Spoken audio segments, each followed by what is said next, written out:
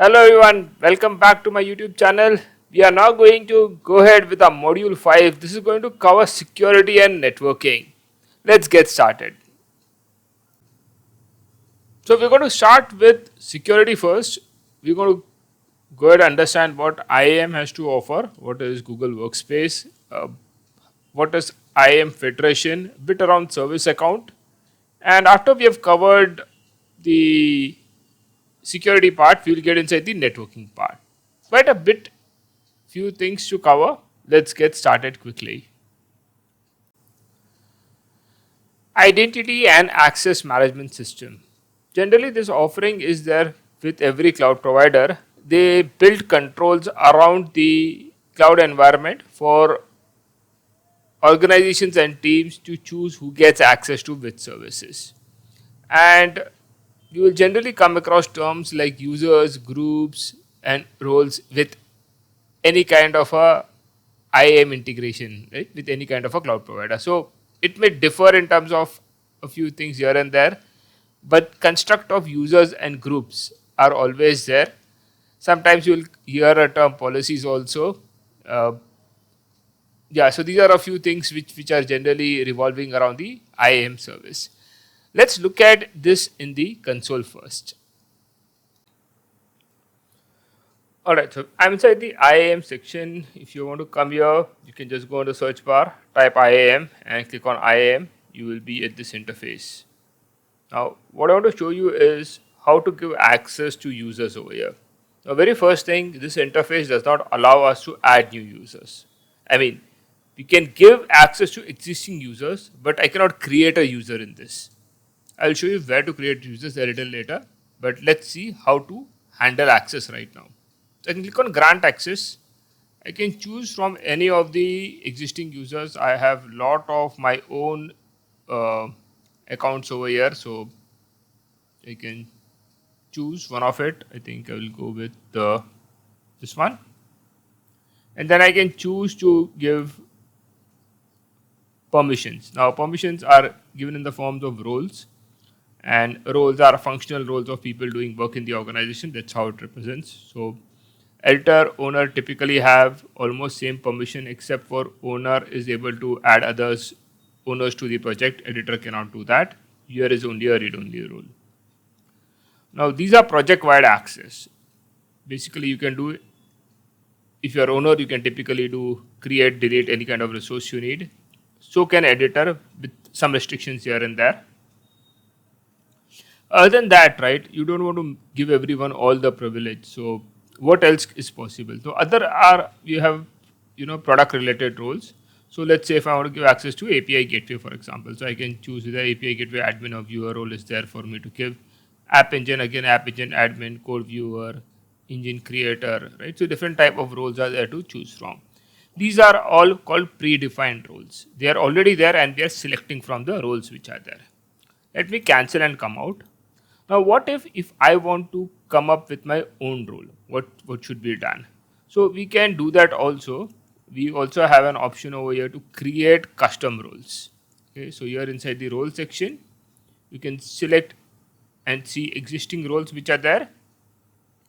And if you want to create a custom role, you can choose to create from here. So if I want to maybe use an existing role which is there and then use that and modify it and create a new one, I can do that from here. So I'll pick up anyone randomly right now, and I say from create a role from this selection, and then it'll show me all the API permissions which are there, and then I can choose from which from that list which one I want.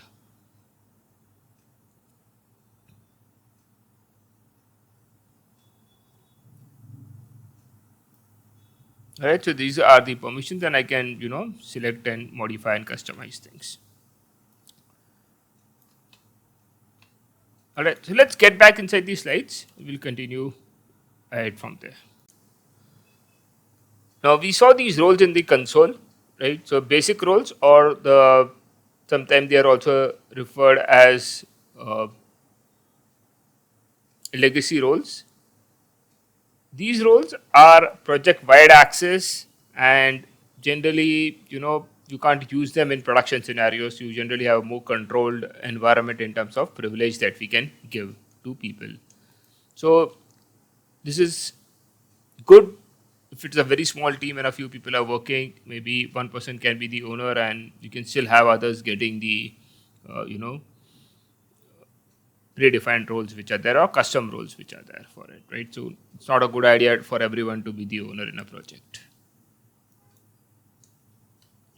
Now, what we discussed was predefined roles. These are specific to services and roles. So for compute admin, I could, get full access to compute engine. Storage admin could get access to storage. BigQuery viewer could get access to BigQuery for viewing the tables in the data set. So this will be specific to a user profile, right? These are fine-grained and specific to what a user can do in the project. Custom roles, we spoke about this also. This can be tuned based on what a user is supposed to do. So if you want to even mix 2-3 different predefined roles, out of which create a custom role specifically serving to your needs of the organization, you can do that by creating custom roles. Now, next thing, what you want to understand is service account. Now, service account is helpful for service to service communication. Okay, so I'm going to explain this from the whiteboard first. Now, let's say I have a requirement in my project. I have my Google Compute Engine, the virtual machine offering. It needs to maybe copy data to cloud storage bucket. So how do I set up the authentication between the two services? Now that is where service account actually plays a role. Let's look at service account at the console. Alright, so I am inside my Google Cloud console. I am at the virtual machine instance option, and I am clicking on create virtual machine instance. Now here if you see, you have a further breakdown of our selection options. I'm directly jumping to security because I want to show the service account over here. So by default, your compute engine always takes up a service account, and though you can choose not to have any service account over here, also you can create custom service accounts and add over here and select from here. So where can I create the custom service account? Inside the IAM section, you will find this option, create a service account. And here, very similar to creating any kind of an account, you would start with giving it a name, and let's say I'll put as demo for service account, and I can put up a description. I'll just put demo, create and continue. Select what kind of a role I want for the account, what kind of permission I want to give. Let's say I select compute storage.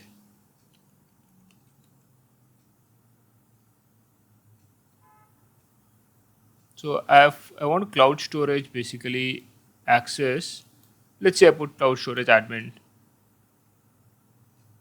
right, and click continue.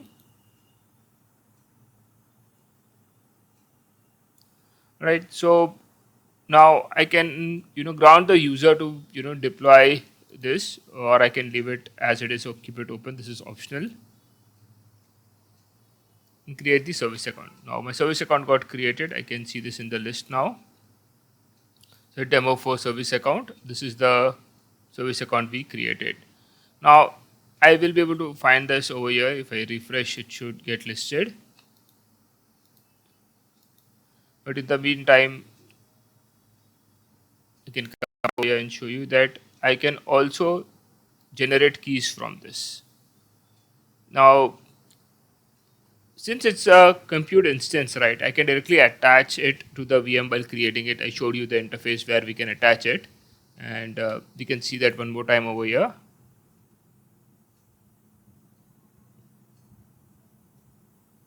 Looks like browser is stuck.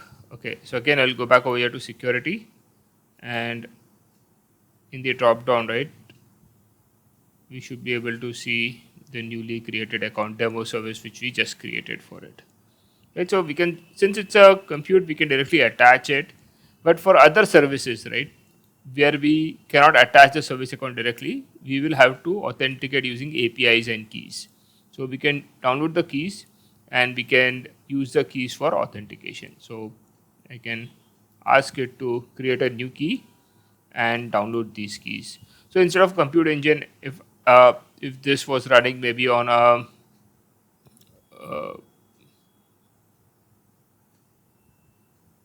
okay, so I think I have a security policy on the account that I cannot generate this. Sorry, I think it's from a previous demo I had applied this. I'll have to look into that. Uh, but if the policy was not restricting me, right, I would have downloaded the key and then I could have used the key to, access the environment.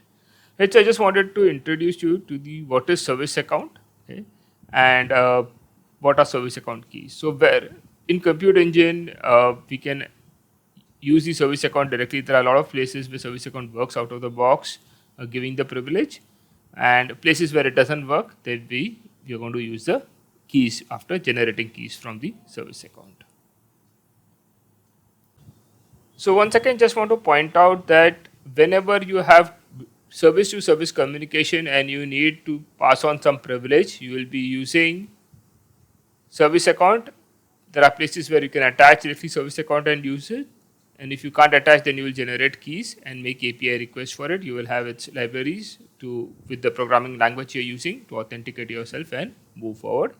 Ideally, you want to keep the keys in secrets, so which will keep it confidential, and then your API request can authenticate with that secret and then access the key from there. So there's a process of handling it.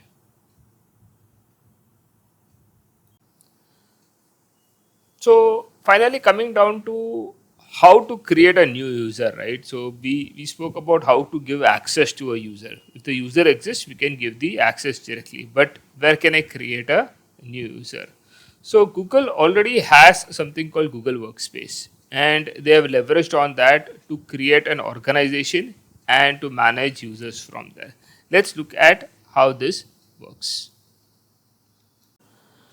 All right, so I'm inside the admin section of Google Workspace. This is the place where I can manage my users. I can add users. I can create groups. Okay, and I can also, give them access to Gmail and Google Drive for my own domain, right, which is there. So this is where the entire management happens. I can also sync users, right, from federated access. That also is dual, something which it supports, right? So this is the interface from where we can create or manage new users in the Google account. Now, what kind of account does projects accept, right? So if you have an organization in place, okay, then when you go to console.googlecloud.com and you log in using the organization's email address, the project created will be under the organization. If you do it from a personal email address, you will not find an organization. You will see that your project is without an organization. Inside the organization, you can control that you can only give access to those who are users who are having the organization email address, so that policies you can apply and you can control. There are a lot of other security policies which can be applied when you are following the structure of an organization. Now, with organization, the other benefit what you get is you can create projects and folders. So since we have logged in inside the organization account, I can go over here and I can click on the project on top over here, and I can go ahead and I can manage resources.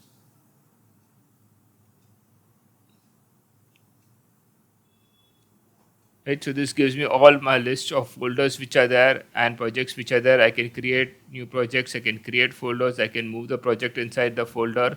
This gives us the entire hierarchy structure to manage all our projects together. We can, with organization, I can apply policies on folders also. So whatever policies apply on the folder will get applied to all the projects inside it. So that's the benefit of it. So when I say I want to give some, user a permission, I can choose to give it at the project level also, and I can give it at the folder level also with organization in place. That's an advantage of it. That's it for about the organization. I just wanted to emphasize on what are groups. See, users are individual, and if you're for a large organization, right, it is difficult for us to give access to individual users. So what we do is we group them into certain types of users like developers, administrators, and that is where we create groups. So groups are accumulation of users, nothing else. So when we create multiple groups and we add all the relevant users to respective groups, and then we can apply permissions directly at the group level instead of giving permissions to the individual people. That is what it changes. So group also gets an email address of the group, and then we very similar to giving a policy to applying a permission to a user, we apply it to a group instead of that. That's how it differs. Another benefit which we get when we create an organization is we can set up organization policies. There are many such policies which are available which we can apply to the organization. One of the common one which I've seen, exam testing is if you want to make sure that all your VMs, right, don't get a public IP, what should you do? So for that, again, you get a org policy which you can apply. And if I'll just very quickly search for this IP address, so is define allow external IP addresses to VM. So this allows the VM to get IP. It's inactive. I can make sure that this blocks, and I can block all the public IP. So VM will not get a public IP if I don't want entire organization to make sure that no VMs have a public IP. So I can do that from here. Various different types of policies, right, which I can apply. Since I have an organization, this benefit comes in that I can apply org level policies. These are pre-created, about 135 of them are there to just enable and apply that. Also keep in mind these policies can be applied at an individual project level, it can be attached at a folder level or at the root of the organization. So right now I am at the root of the organization. Now if I apply a policy, it will apply to the entire organization. I can shift from here to go to a particular folder or to a particular project depending upon how the need is. So hierarchy structure follows with organization policy. You can choose where to apply them.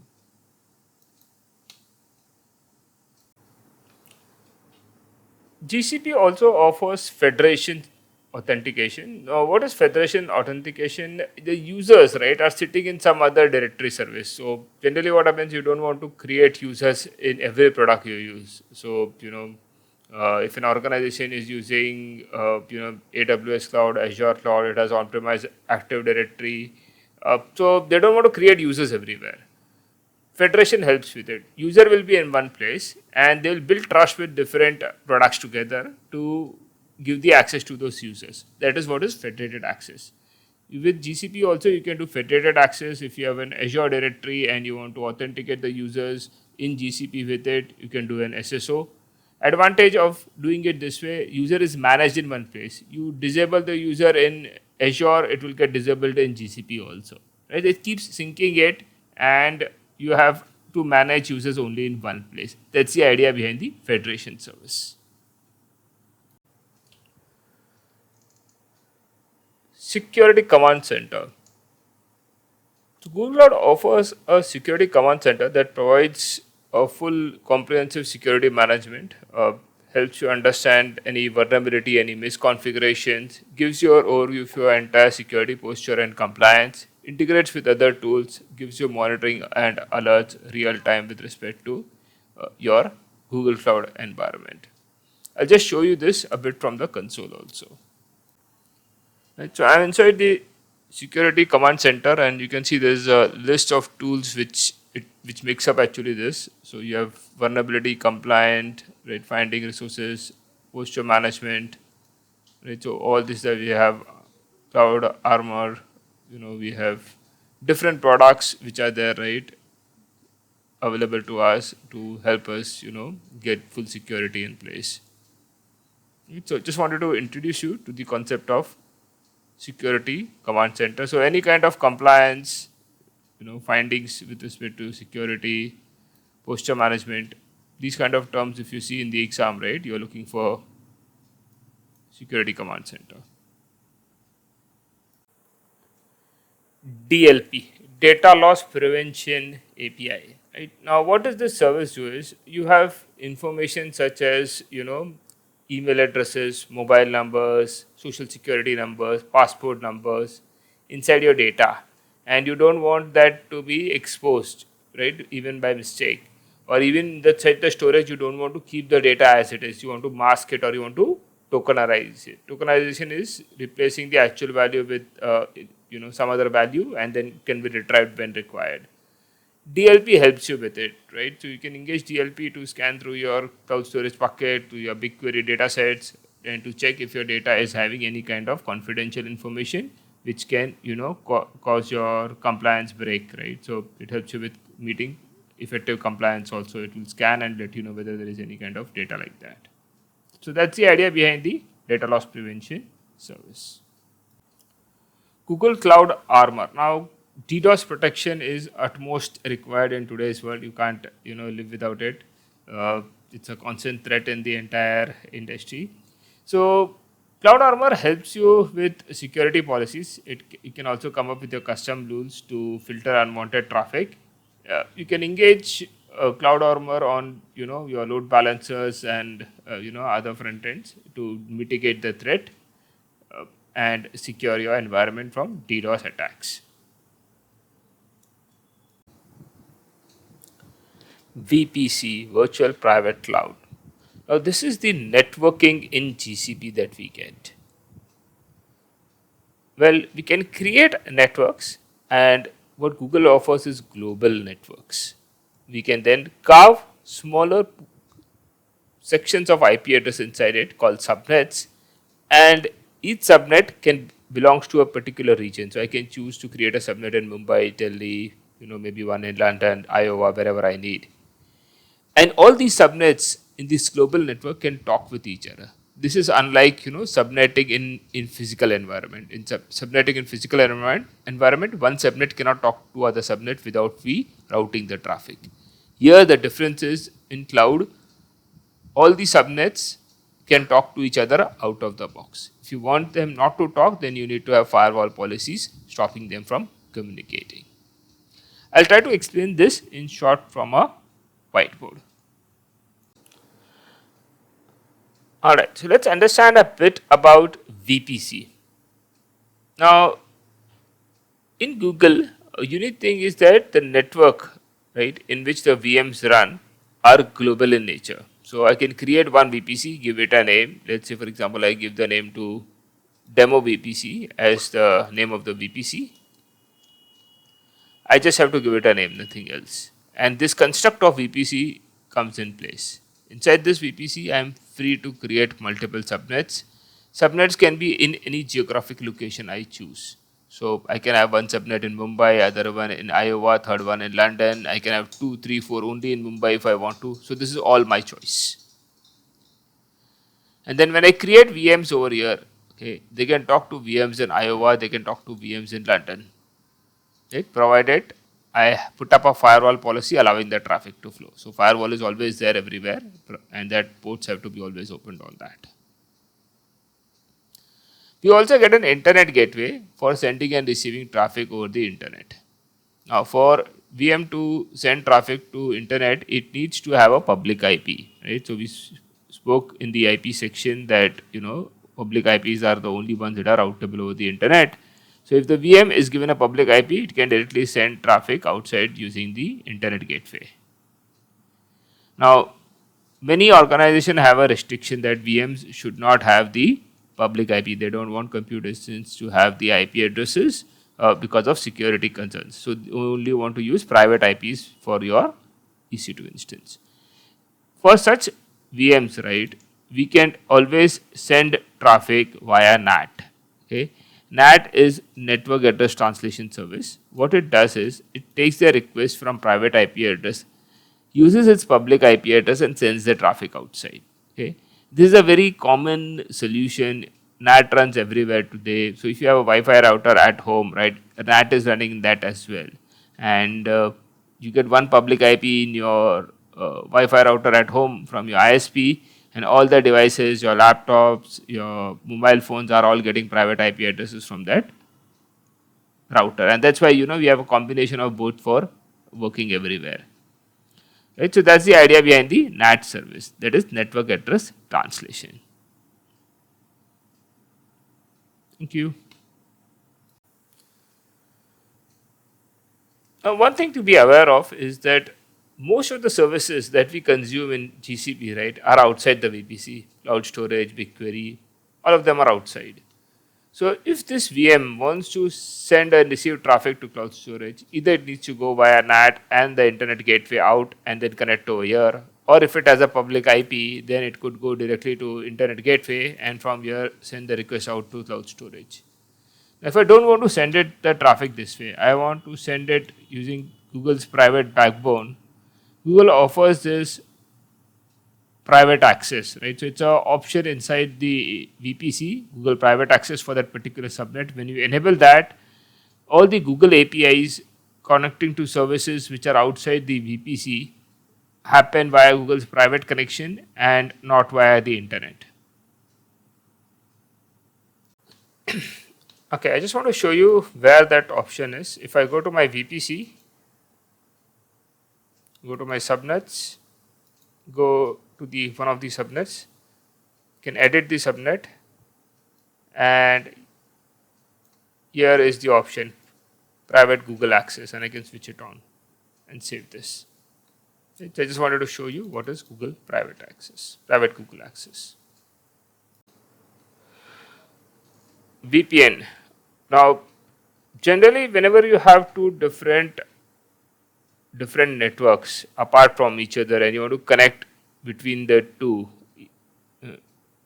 over the internet but in a secure way, we leverage on VPN. I will explain what is this from whiteboard. Let's say this is my VPC in Google Cloud and this is my on-premise data center over here in blue. I want to connect in a way that the VM over here in Google Cloud should be able to talk to VM on-premise using private IP addresses, okay, in a secure connection, and I don't have any physical connectivity. Now, when I do a VPN connection, I am dialing between two VPN gateways. So in Google, I will get a managed service for this. From on-premise, I will require some edge device for it. Generally, we would have some of the other physical device. And in most cases, you will have more than one connection for better, failover and high availability as well as higher throughput, right? So you will have more than one tunnels connected between the two. Now, once this connection is established, now this is happening over the internet, and this uses IPsec protocol for it. So we are using IPsec protocol for it. And this helps us to connect the two. Now, what will happen is, let's say this VM is sending a message. At this gateway endpoint, the message will become encrypted. And this encrypted message will then flow over this using this channel. And at this gateway will again get decrypted. And then will be handed over to the desired VM over here. Okay. So the advantage is if someone tries to grab a packet in between. Okay. So if someone is sniffing the internet packets and gets a data packet which was sent by you, the packet is something which can be captured, but data out of it cannot be retrieved because it is encrypted. So if this happens and someone gets this packet, they may still be able to capture this, but it is encrypted, so it is of no use to others. This is what VPN offers us. Google offers a managed service for VPN, which you can use. You can use it for doing a single tunnel or multiple tunnels also it can support. You can do static as well as dynamic VPN, both types of VPN. Static and dynamic, the difference is in static VPN, I need to configure what are the IPs that are there, right? So I will put a record over here stating that, okay, these are the IPs used by VPC, and here I'll put up a record saying that these are the IPs used by on-premise. In dynamic VPN, they both are introduced, and it's like, you are making both of them friends. They can then talk to each other and share their own IPs that, okay, I have these IPs, this guy will say, okay, I have these IPs, and then, they can work along with sync. So that's your dynamic thing. So it supports both, right, when you do Google's managed VPN gateway with it.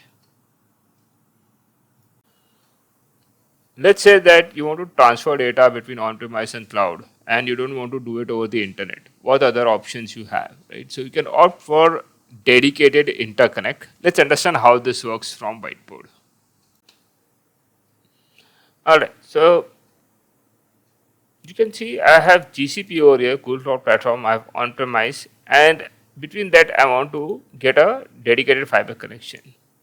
Now, all these cloud providers, Google, Amazon, they somehow, they don't like, if some like me, shows up on a Monday morning with a cable in hand asking the question, where should I plug this? Right? So somehow they don't like this ideology. So what they've done is they have reconfigured, their connections with a few data centers. Now, if you try to get a, dedicated interconnect connection in Mumbai, you will get two options of two different facilities. One is Tata Communication, other one is Equinix. Okay. Now you have to figure out their address. It's of course listed everywhere, but you have to choose which is most feasible for you. And after you've selected that, right, you can choose inside your option while applying for the connection. I'll just show you the screen of it, how it looks like in selection. So you can see this is what the options I can see.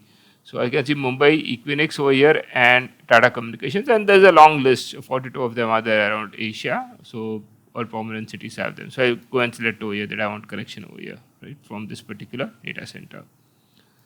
So I choose this, and then, from year to year, wherever is my office, there would be a dedicated fiber setup done to get this connection in place. Now, Equinix itself will do it if it is feasible for them.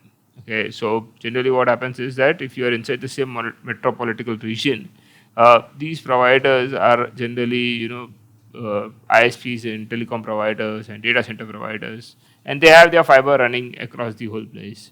So if you are in Mumbai, in and around Mumbai, right, Equinix should be happy to give you connection directly.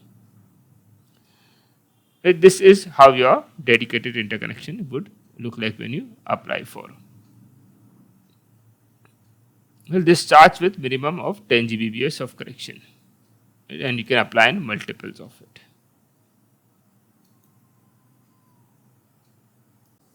Now, in a case scenario where there's a feasibility problem, what do I mean by that? Let's say that, your office is not in Mumbai, it is in Pune. Now, Pune is about 200 kilometers from Mumbai, and if you go to, Equinix may say that, oh, I don't have, fiber running till Pune.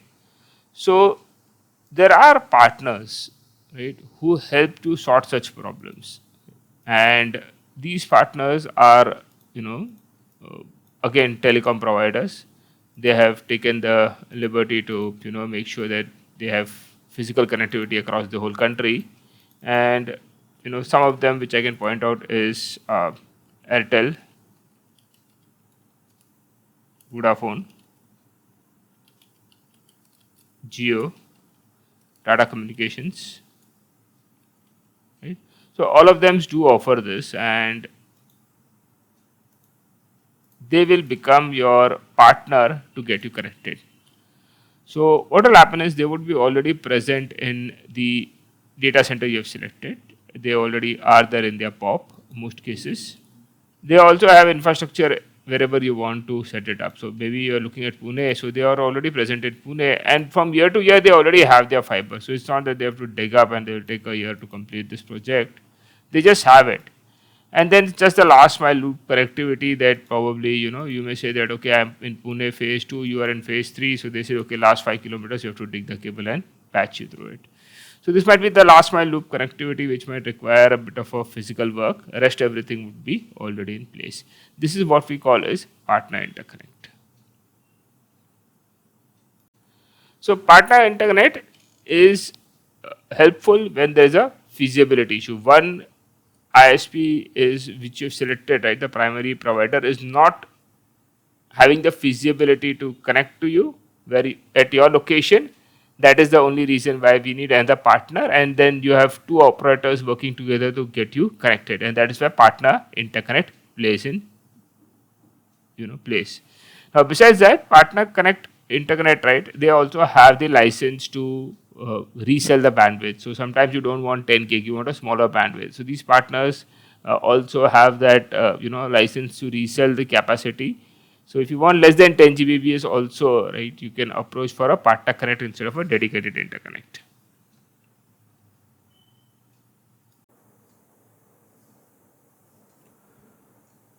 Direct peering.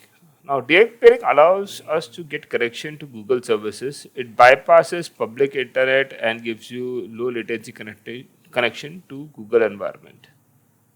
Let's understand this from console and also try to figure out how this is different from dedicated interconnect. To understand peering, let's understand that Google .com, okay, the larger Google, right, which includes Google Search, Gmail, Google Workspace, and all the other APIs which Google offers in public domain.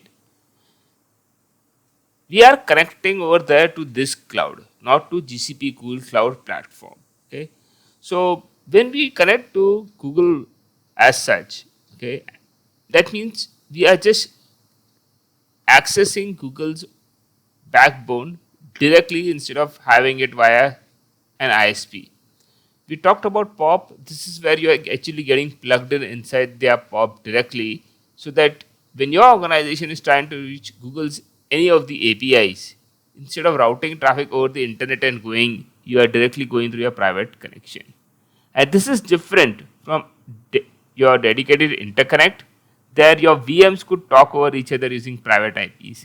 Here, it will not be that way. Your VMs, if they want to talk over the private IPs, you will have to still run a VPN from year to year, and then you will get private IP communication. So this is where it is different. Okay.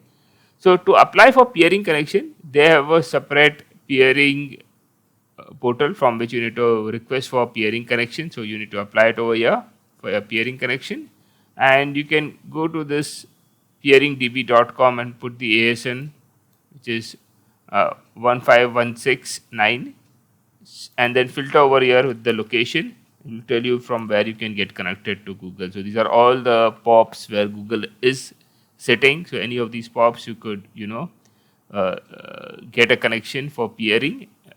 Wherever there's capacity available, you could apply and get the connections from. So here it will show you the list of connection, and then using the portal you can go ahead and make a request for peering. So that's how it is different from your dedicated interconnect. Now what I want to talk about is what is carrier peering. So carrier peering is very similar to your partner interconnect. Now, as we discussed some time back that Google doesn't really allow us to connect their data center directly. It is connected via POPs or via the partner connection which is there. So here also, in case there's a feasibility problem, and whichever is the available list of POP locations, right, from which or peering locations from which you can apply, so which is listed over here. Okay, if you click on it, it will show you the address of it and details of it. If there is a feasibility problem and you are not available over there, or it's not possible to connect directly, you can take help of your telecom providers to get you connected. So something similar to what we talked about your partner interconnect, same thing is going to happen again over here. You will have a partner like again Tata Communications or Vodafone or Airtel, or we can have Jio, right? Most of these telecom providers in India will be able to patch you through it. And what they're going to do is they will help you cover the distance between your data center and this POP location. Okay, So they will be present in the POP also. They have the infrastructure over there. They will be available everywhere in the country.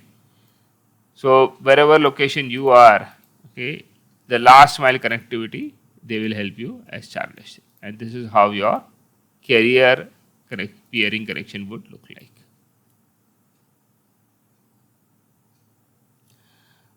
All right.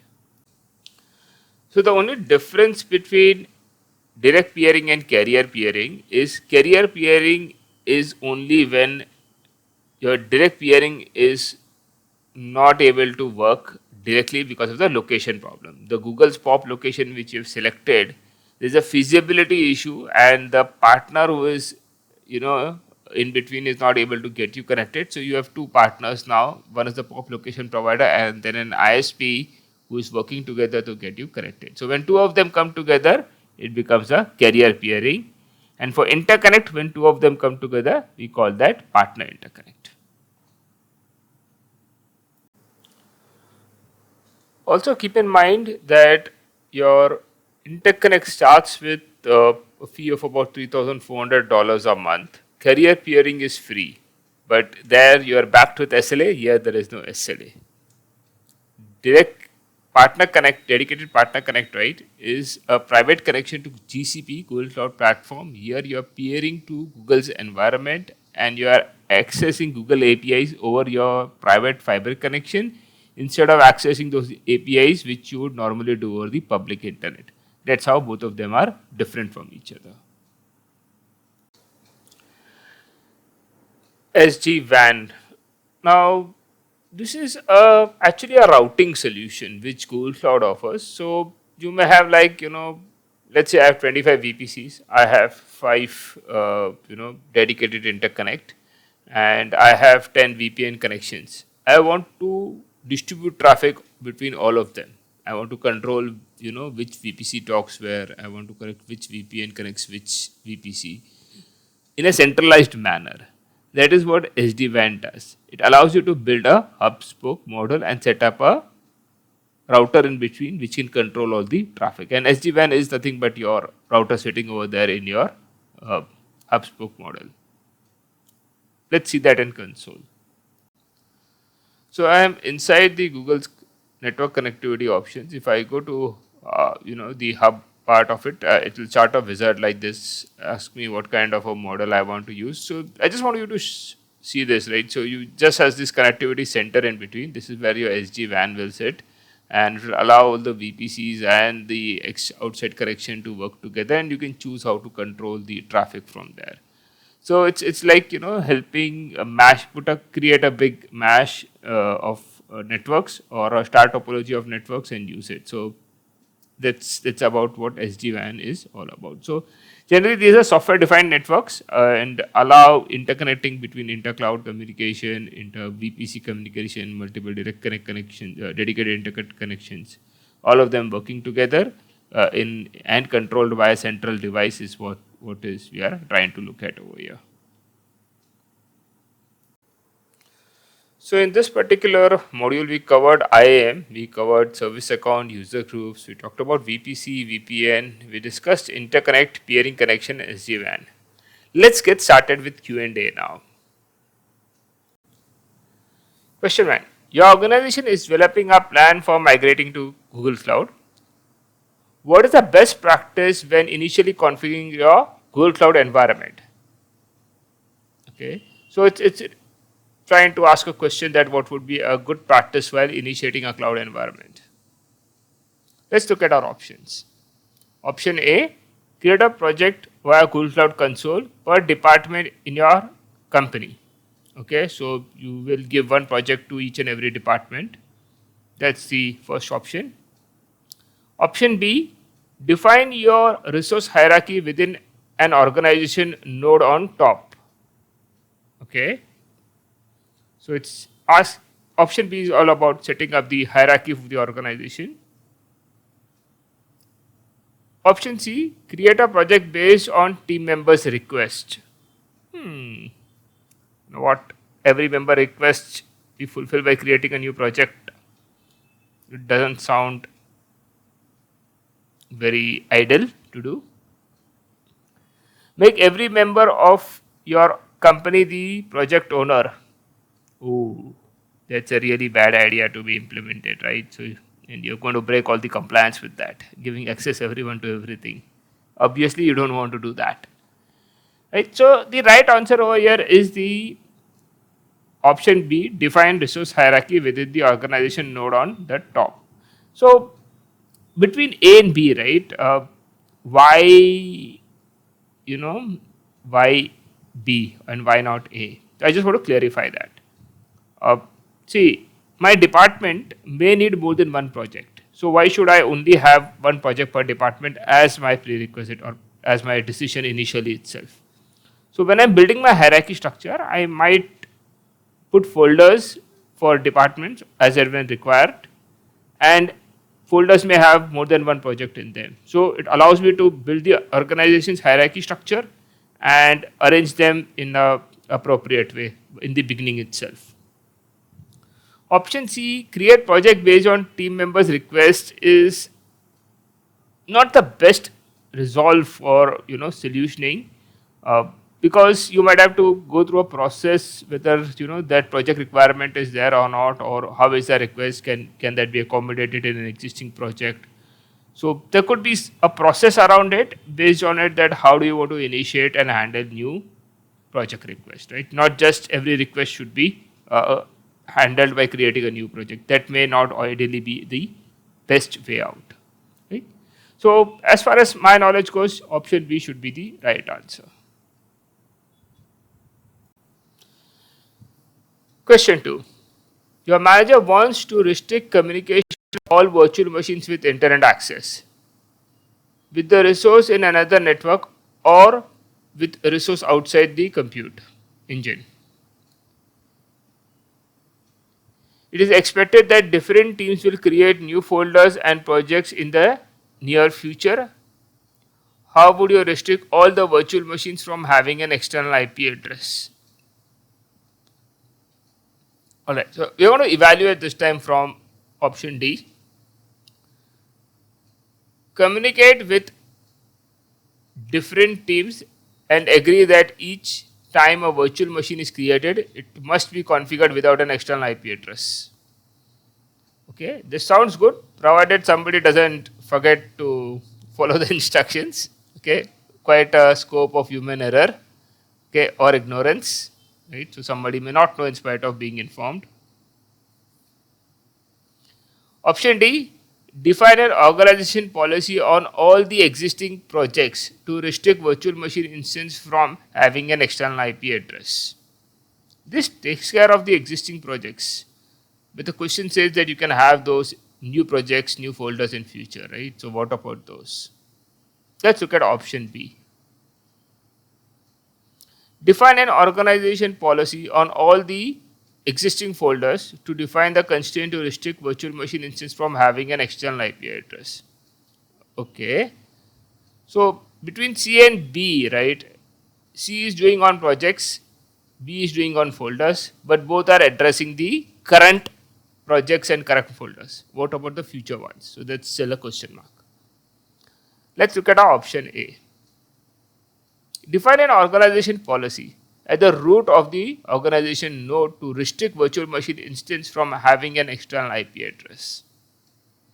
Now, when you attach a policy, right, on the node of the organization, on the top of it, everything is going to come below it. So that policy will be kind of coming in from inheritance from top to down. Okay, that is going to get enforced even when you have a new folder or a new project created.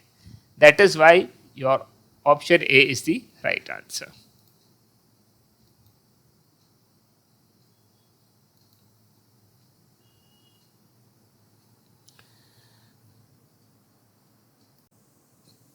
Question 3. Your organization stores highly sensitive data on-premise and cannot be sent over the public internet. The data must be processed on both on-premise and in cloud. What should your organization do? Configure identity aware proxy in your Google Cloud VPC network. Okay, option A. We have not discussed this. Maybe I'll take that up at the end of the questions. Option B, create a VPN tunnel between Google Cloud and your data center. Okay. Option C, order a interconnect connection with your network provider, partner interconnect connection with your network provider. Enable private Google access in your Google Cloud VPC network. Now, we have not discussed IAP right now, so just park it for a while, but it doesn't solve this problem. I will tell you right now at least, and then at the end of Q&A, I will tell you what is identity aware proxy. Option B, VPN tunnel works on internet. So if you don't want to send the data over the internet, then VPN tunnel is of no use. It sends it in a secure way, but it sends it over the internet itself. That's how the VPN tunnels are. Now, when we option D, if I look at, right, enable Google private access. Now, Google private access, we spoke about it. It is when my compute engine, my virtual machine in GCP wants to access services in GCP, but which are outside the VPC network, like cloud storage, BigQuery. At that time, private Google access plays a role. It is of no use when you do it for on-premise, right? So D is also not the right answer. So you're left with only one, that is partner interconnect. It's a physical fiber connection, but that gives you, assurance that no data is going to go over the internet. It's going to go to the private fiber. So option C. Next question. Your organization is using Active Directory to authenticate users. Users' Google account access must be removed when Active Directory account is terminated. How should your organization meet this requirement?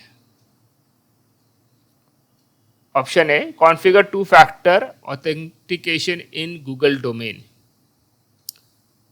Option B, remove Google account from all IAM policies.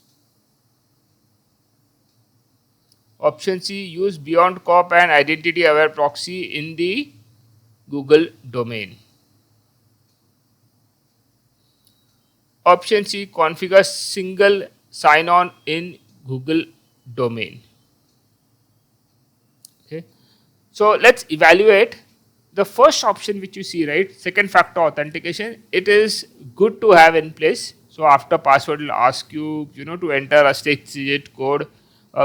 Generally, it would be Google authentication software or an SMS service or an email OTP which you can get. So it's a second factor for authentication. This is good to have, in every kind of implementation. But this doesn't solve the problem statement, right? The problem statement says that when you have Active Directory account and the user disabled over there, it should stop working in GCP also. That's the idea behind it.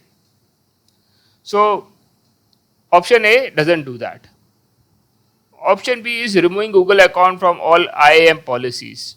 Well, that's not an automated way of handling it, right? So you go, you select the account, and then you remove all the permissions for it. So that's not something which is expected as a solution, right? So that's not the way of handling it. Now, identity aware proxy doesn't solve this problem. Again, it is here, but we'll talk about this at the end of Q&A, but it is not for this particular problem, right?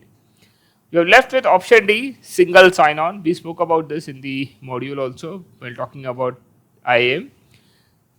This is how it works. You have an Active Directory. Active Directory has the users.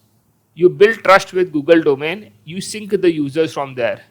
And when you terminate the user in Active Directory, the user gets terminated in SSO service in their Google account, and that is where the sync between the two is there. Okay, so that is how it generally works, right? So your option will be option D, configure SSO with Google domain.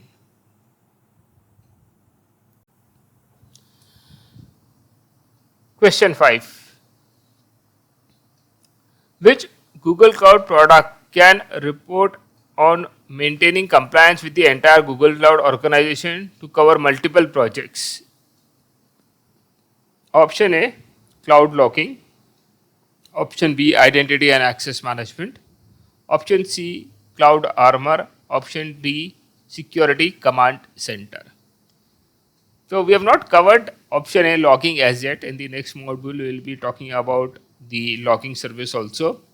But logging basically maintains the logs across your entire Google implementation. So that's not going to solve this particular problem. Option B, identity and access management, right? That's for creating and managing users and giving access. So that's not the answer for it. Cloud Armor is our DDoS attacks protection. Okay, it is the security layer for DDoS protection. Security Command Center is the right answer. It gives you entire compliance. It has everything with respect to vulnerability scan, security, compliance, everything sits inside your Security Command Center.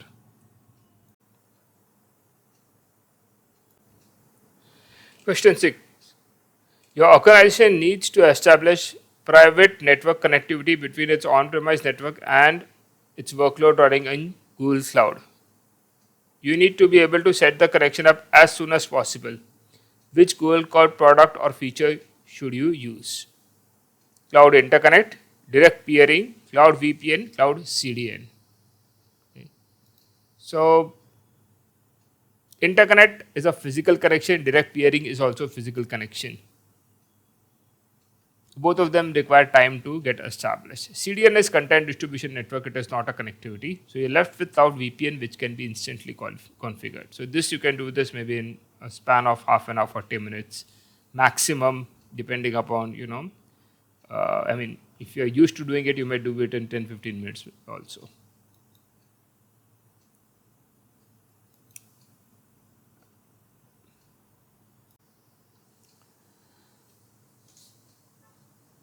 Question number 7. Your organization runs all its workloads on compute engine virtual machines instance.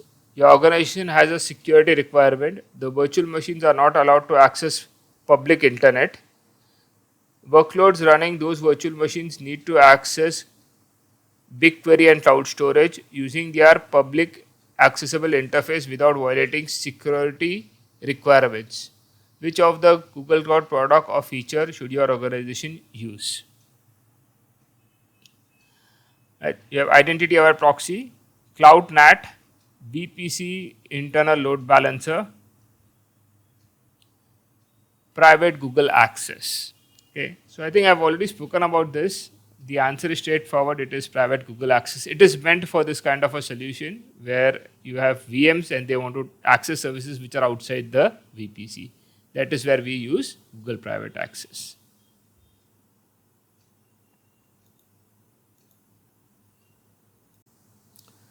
So we had question number 8.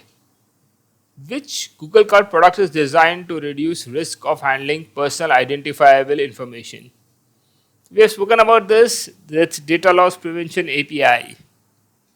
Right? So your Cloud Armor, as I said, it is for DDoS protection. Cloud storage is a storage service, object store.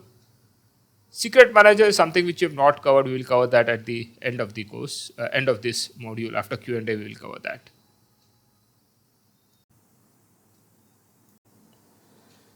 Question 9. Which Google Cloud product or feature makes specific recommendation based on security risk and compliance violation?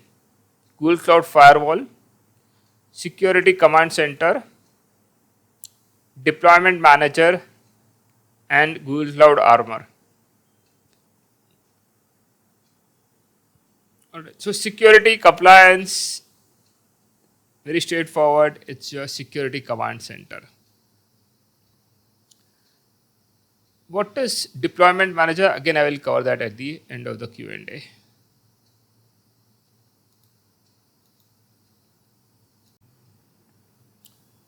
Question 10. Your organization needs to restrict access to Google Cloud Storage bucket. Only employees who are based in Canada should be allowed to view the content. What is the most effective way to satisfy this requirement? Option A, deploy the cloud storage bucket to Google Cloud region in Canada. Configure Cloud Armor to allow access to bucket only with IP address based in Canada. Give each employee who is based in Canada access to the bucket. Create a group consisting all Canada based employees and give the group access to the bucket. I think this is straightforward. Option D is the right option, but let's review rest of the options also. See, deploying a bucket in Canada does not assure, right, who can get an access to it. You need to, set up some access control on top of it. Armor is a DDoS protection service. So it can help you controlling, from which IP should give access, but restricting IP doesn't restrict users, right? So that doesn't solve the actual problem. Between option C and option D, both are right. Option C is the hard way of doing it. You give individual people access to the bucket. Option D is give the group. So group based is the best practice. That is why the right answer is your option D. Question 11. Your organization needs to minimize how much it pays for data traffic from Google network to the internet. What should your organization do? Choose standard network tier service, choose premium network tier service, deploy cloud VPN, deploy cloud NAT. Okay, so again, this is something which we have not covered, that is different types of network tiers which GCP offers. We'll cover at the end of this Q&A. So the right answer is choose standard network tier. Okay. Now premium network tier is a little pricey in terms of cost, and standard is a little cheaper, and rest of the two options are immaterial. Like you use NAT, you use VPN, still you're going to send traffic over the internet and it's still going to go. So between A and B, A is the right option. Your company security manages access control to production system using an LDAP directory group. How is this access control managed in Google Cloud Production Project? So they're comparing, how security team handles access control and using LDAP service, that is the on-premise directory service which they have, and how will this change when they do it in GCP? Let's look at the options. Assign a proper role to the service account in the project's IAM policy. Okay. Option B, grant each user role IAM service account user role on a service account that exists in the group. Access proper role to the group in the project's IAM policy. Option D, create a project in the folder with the same name as the LDAP directory group.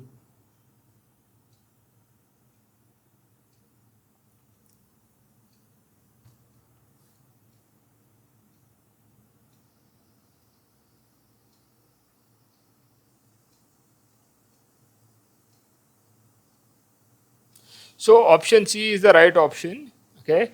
And why? Because you are doing the same thing. You are creating a group and you are assigning the role to the group. So there also you have a group and you give permission to the group. Here also you have a group where you give the permission to the group.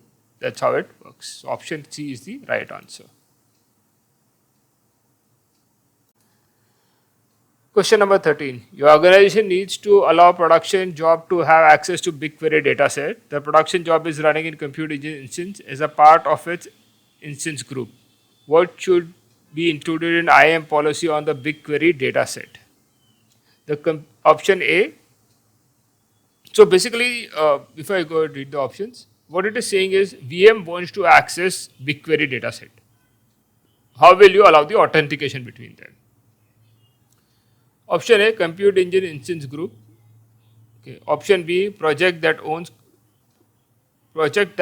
the Compute Engine instance. Option C, Compute Engine service account.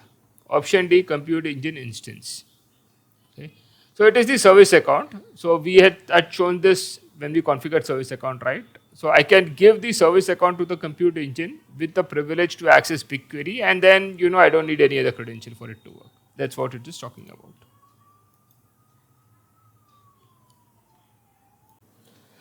All right, so I'm covering the pending terms. So I wanted to explain what is the premium tier and standard tier. So whenever we create an external IP address, which is a public IP address in GCP, we get this choice of using premium or standard tier. And these IPs can be assigned to VM load balancers depending upon the use case around it. So when you do standard tier, right, the incoming traffic routes over the internet till it reaches to the data center, okay, and then enters the data center and serves via virtual machine or whatever load balancer it is attached to. From there, the traffic will be served. That's how the traffic will travel. At the other end, when you select the premium tier, the difference is it will enter inside Google's network at the nearest POP. Okay, so if the VM, for example, I am launching it with a premium IP address in, let's say, for example, in London, okay, and I am accessing it from Mumbai. If I have a premium IP, Mumbai POP will accept that request and then it will be routed on Google's private backbone till it reaches to that VM which is running in London region. Same thing when I do it with standard, the traffic will reach to first Google data center in London and then get inserted over there from the POP location which is in London, that is closest to the VM, and then will be served from there. That is the difference between the premium and the standard tier IPs. So if you want to save the cost, standard tier is cheaper. Okay, so we covered premium and standard tier. Deployment manager was another option in one of the questions. I wanted to cover what is that. So it is infrastructure as a code.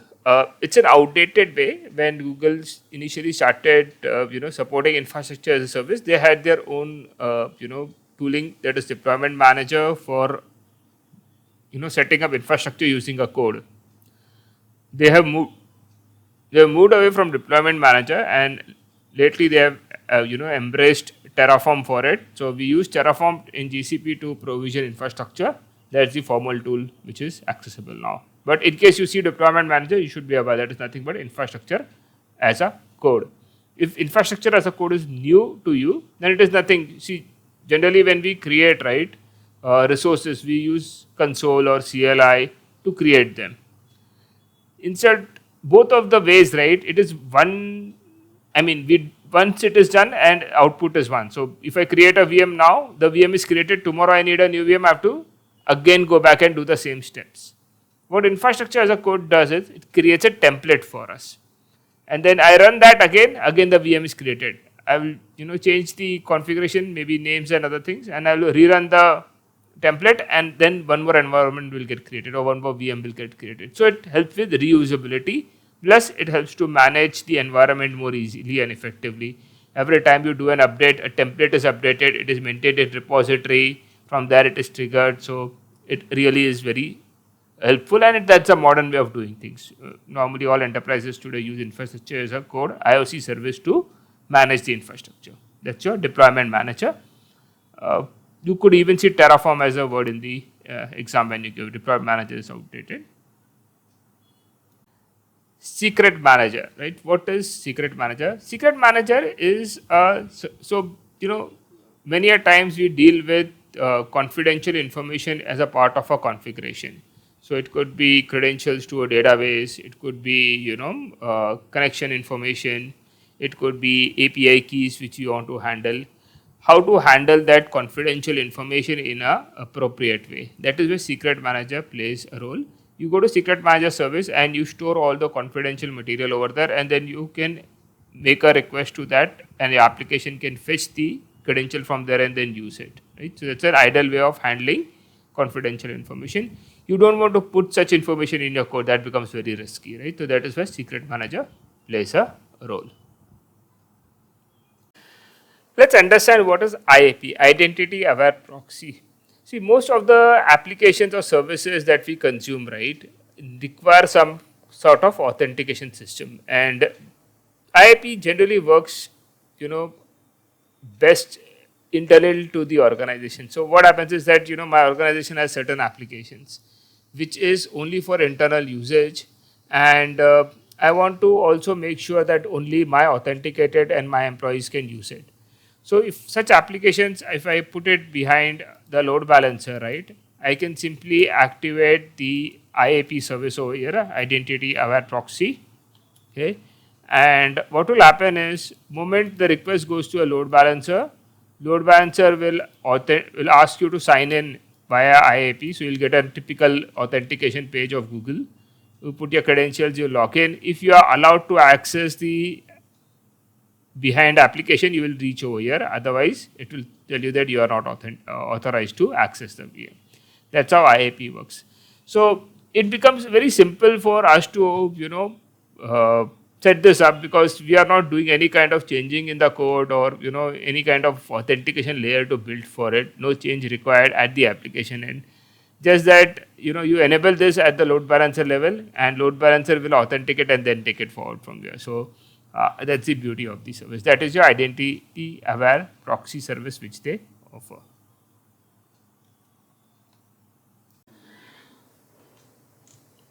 Thank you so much for watching my module 5. We have covered in this module our security and networking services. Please do subscribe, like and share, put your comments. If you have any questions, feel free to ask those. I will try to answer those as soon as possible. Thank you so much. See you in module 6.